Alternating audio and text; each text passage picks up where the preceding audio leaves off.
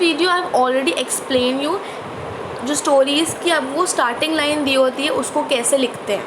Okay, I have already explain you क्या क्या important elements होते हैं, एलिमेंट्स का मतलब क्या होता है और what all you can write in your story.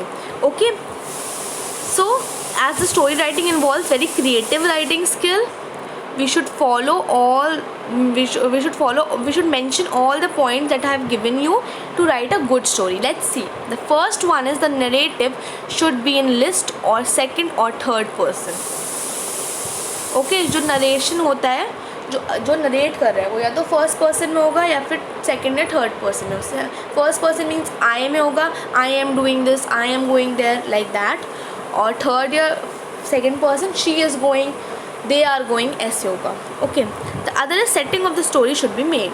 I have told you setting जो होगी वो बहुत अच्छे से लिखी जाएगी, very beautifully written, very descriptive in nature. You can even write your poetic words in that, but it should be very crisp and brief. The third is time, location, content and atmosphere should be described to create imagery.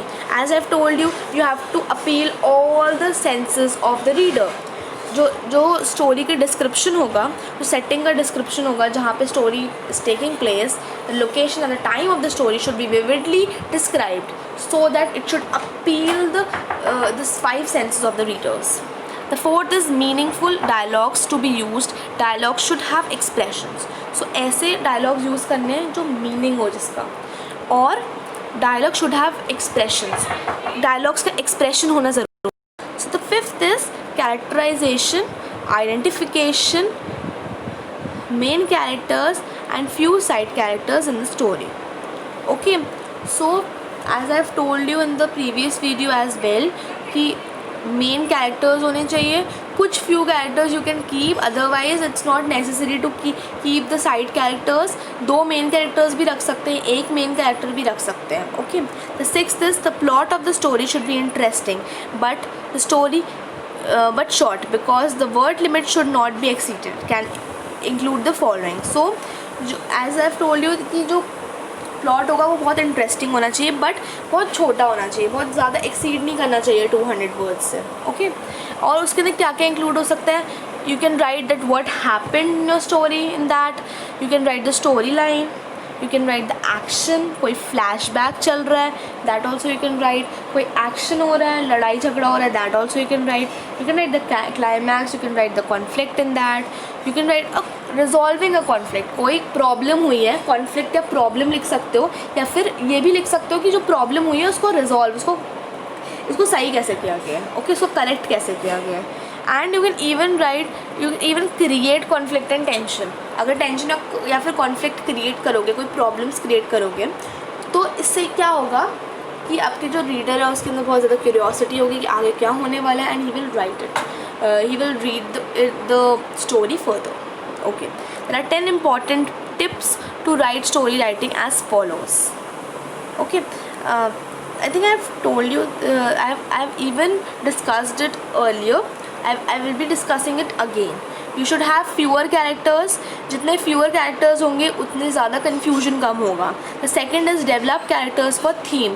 Theme के लिए अपने characters को develop करना है. ऐसा भी नहीं होगी कोई भी character नहीं है आपकी story में. This can't happen. Okay, you should your story should contain 2 or 1 character. It can be also 3 characters, but do not create any confusion. Okay, the third is single and short time frame. Short और single time frame होना चाहिए. Short means कुछ hours का time lapse रख सकते हो, years का time lapse रखते हैं तो फिर confusion होता है, which is not necessary. और एक ही टाइम लैप्स रखो, ये नहीं कि 2 साल पहले क्या हुआ था या फिर 2 घंटे पहले क्या होता है, 3 घंटे पहले क्या होता है. This you can't write, you don't have to write this, needed not to be write. you can only write only a one time lapse. Okay, the fourth is vivid surrounding. You have to describe the surrounding very beautifully. Okay, the fifth is catchy first line. So the first line or the first paragraph and the title of your story should be very catchy. It should create curiosity in the mind of the readers. It should create confusions, and it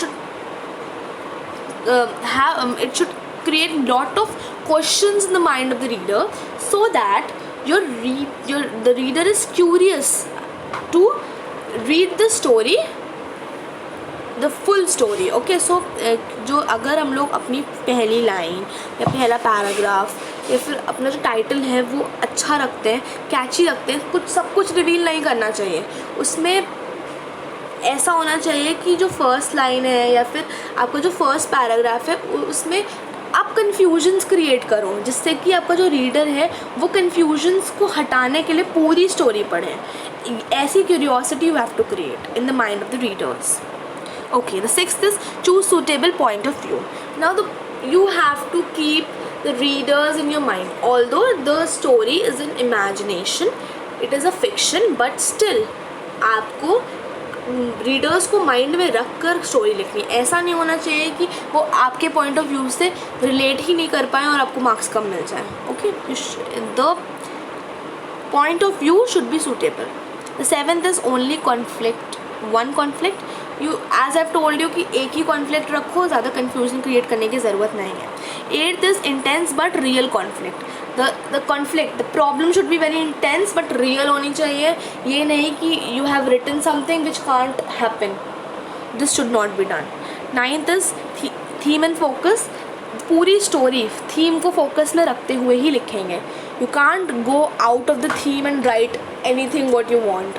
जो question में दिया गया है वही लिखना है। Tenth is break rules if needed. So अगर needed है तो अपने रूल्स भी ब्रेक कर सकते हैं, बट कुछ सेंसिबल लिखना है तो ही break rules, otherwise not. Okay, so scheme for story writing, short story writing. So I am telling you the scheme. जैसे अगर आप टाइटल या मॉरल अपनी स्टोरी में इंक्लूड करते हो तो आपको 1 मार्क्स मिलता है उसमें। ये क्वेश्चन पेपर में होता है। क्वेश्चन पेपर में आपको 1 मार्क्स किस चीज़ का मिलता है? टाइटल और मॉरल का। सेकंड होता है कंटेंट। आपका कंटेंट देखा जाता है कैसा है, जो थीम है, कॉन्फ्लिक्ट्स हैं, प्लॉट है, वो कैसे लिखा गया है। अगर कंटेंट अच्छा होता है तो आपको 4 मार्क्स मिलते हैं पूरे, अदरवाइज 3, 2। जैसा आपकी ग्रामेटिकली जैसा लिखा गया होगा वैसे ही आपको मार्क्स मिलेंगे। अब ना एक्सप्रेशन के 5 मार्क्स होते हैं। उसमें होता है रेलेवेंस ऑफ आइडिया। जो क्वेश्चन दिया गया है उसी में आप अपने ideas you have to put forward. It is important because अगर ऐसा करोगे आप तभी आपको एक्सप्रेशन के मार्क्स मिलेंगे।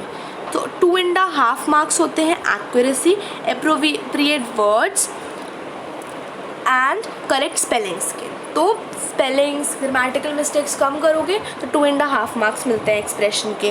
और if you will write the relevance of idea, जो चीज़ आपको क्वेश्चन में दी गई है वही relevant idea if you will write, then you will get 2.5 marks. But आपकी ग्रामेटिकल एरर्स नहीं होनी चाहिए, then only you will get the full marks. Okay, so the suggested value points, the beginning of the story is given in the question. Okay, so जो value points हैं वो कहाँ मिलते हैं, जो आपको बोनस मार्क्स हैं वो कहाँ मिलते हैं? वो मिलते हैं कि अगर आपने जो आपको क्लूज़ दिए गए आपने प्रॉपरली उन क्लूज़ के सीक्वेंस में अपनी स्टोरी लिखी है, then you will even get bonus points. Okay, so as I have told you कि 2 टाइप्स की स्टोरीज आती है। या तो आपको स्टार्टिंग लाइन दे दी जाती है, अदरवाइज़ आपको पूरे स्टोरी के क्लूज़ दिए जाते हैं और उसको आपको क्लूज़ को देखकर आपको लिखनी होती है। So in the previous video I have discussed जहाँ पे स्टार्टिंग लाइन आपको दी गई है और आपको then you have to start your story. In this example the clues are given, okay, and then you have to write the story and you have to even give a suitable title to the story. So the clues are: going to Mumbai by train to attend the marriage of a friend, got stuck in a traffic jam, reached the railway station late, boarded a wrong train, realized after 2 hours, now you. Okay, so these are your clues. अब इसी के basis पे you have to write. अब आपको पूरा plot सब कुछ तो आपको दे दिया है इसमें क्लूज़ के फॉर्म में, बट अब आपको अंदर का जो डिटेलिंग है वो आपको खुद लिखनी है। Let's see. So the title which I have given is a series of unfortunate events. As you can see from the clues, सब unfortunate हो रहा है. So a series of unfortunate events. Title ऐसा होना चाहिए which creates curiosity in the mind of the readers. It should not reveal anything. Only curiosity. तो कुछ भी रिवील नहीं किया स्टोरी में से इस टाइटल ने, बट ये पता है कि unfortunate events होने वाले हैं. So it will raise up the question in the mind of the readers कि क्या events होंगे. They will be curious about it. So let's read. I sat down with relief as I ticked off the last task in the checklist. I wanted everything to be perfect as it was my best friend's marriage in Mumbai. The alarm rang next morning. I woke up in excitement and booked a cab to the railway station. Everything was going perfectly until I got stuck in a traffic jam. ठीक है, यहाँ पे लिखा हुआ है going to Mumbai by train to attend the marriage of a friend. ये पहला clue था. दूसरा क्लू था got stuck in the traffic jam. तो 2 क्लूज आपके पूरे हो गए हैं. I reached the railway station late, but on the side of the train, still waiting on the platform. So reached the railway station late. हो गया. I hurried and somehow managed to get into the train. I breathed a sigh of relief and got comfortable. I was only when the ticket collector came I realized that I had been in the wrong train for 2 hours. So 2 घंटे से वो wrong train में था. This was also the one of the clue. ठीक है. I panicked and deboarded the train at the next station. I tried booking a ticket for next train to Mumbai, but there was no availability. On coming back from the ticket counter, I realized that my luggage was missing. Even after hours of finding and reporting it, there was no trace of it. I got tired and lost hope. Tried booking a cab with the minimal amount I was left with in my pocket. The cab couldn't reach on time as it was raining heavily.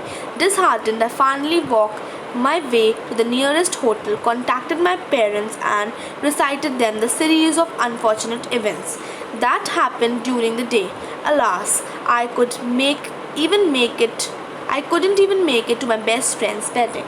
So these were the series of unfortunate events. So जो अब last में आपको नहीं दिया गया था, जो end था, and you have to write it by your own imaginations. ठीक है. सो अब जब आपने नाम ही रख दिया टाइटल का सीरीज ऑफ अनफॉर्चुनेट इवेंट्स, तो आगे भी you have to continue with the unfortunate events as well, so that आपका जो टाइटल है वो अप्रोप्रिएट माना जाए. Okay. So I am ending this video here. I want you to go through the video. If you have any doubt you can ask me. I will be giving you the worksheets to practice. You can practice as much as you want. Thank you.